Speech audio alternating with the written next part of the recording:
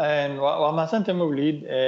Sharcigan shalay dhaqan galay saxiix madaxweynaha kadib dhaqan galka noqday waxay nooga dhigan tahay waxay hay'adaas u bixin doontaa adeeg ku wajahan dadka naafada ah oo muddo dadka naafada ay u doodayeen sidii xuquuqdooda u helaan. waxyaabaha ka shaqeyn doonta waxaa kamid ah xarumo waxbarasho oo dadka naafada wax lagu baro noocyadooda kala duwan. waxay aas-aasi doontaa fursado shaqo abuuris inay fursado training iyo tababaro loo sameeyo dadka naafada sidii xirfad ay ku shaqeystaan loo bari lahaa.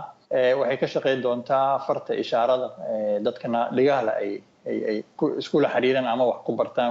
wadanku ma laha far guri bay ku wada hadlaan dadka laakiin far ishaaro oo heer national ah dalku ma laha oo iskuullada iyo jaamacadaha lagu dhigi karo. waxay ka shaqeyn doontaa goobaha dawladda iyo goobaha ganacsiga ee publica ah inay accessible noqdaan ama ay yeeshaan marino iyo qaabab dadka naafada ee kuraasta ku socda oo kale tusaale ahaan ay danahooda uga dhamaysan karaan ama u adeega karaan ama xataa ay ka shaqeyn karaan.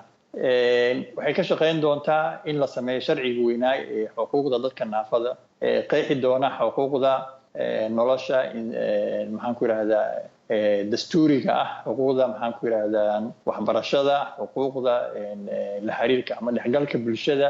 waayahay marka hay'ad ahmiyadda leh inta badan Cabdiraxmaan waxaa jirta in xeerar caynkaasi ah la soo saaro oo la ansixiyo ayna dhici karto inay muddo qaadato. marka ilaa iyo ogaalka bacdama hawshan aad ku soo jirtay adigu in muddo aad u ololeynaysay ilaa intee leeg bay qaadan kartaa marka in la dhiso hay'addii?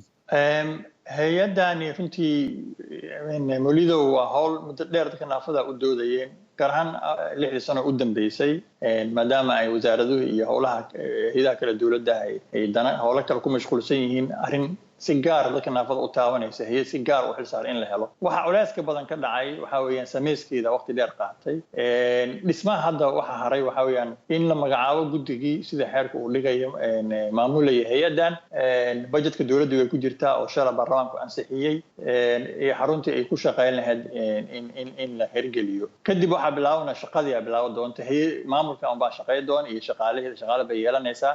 waxa waqtiga u baahan doona marka maaha dhismo dambe waxa weeyaan shaqada loo idmaday mandate-ka la siiyay sidii ay uga miro dhalin lahayd. طبعا mandate-kuna waa mid himilo fog in badan leh طبعا laakiin bilaab u baahan waxna waa waqti yar oo kooban wax lagu gaari karo. 2 sano soo socda waan qabaa in wax badan oo mugli horta runtii la taaban karo sida in macadka tababarka naafada la dhiso. waxaa la sameyn karaa in baseline-kii xaaladda dhaqan-dhaqaale dadka naafada in la diyaariyo reportka guud oo dalka horta lagu darso tiradooda iyo xaaladooda in la helo.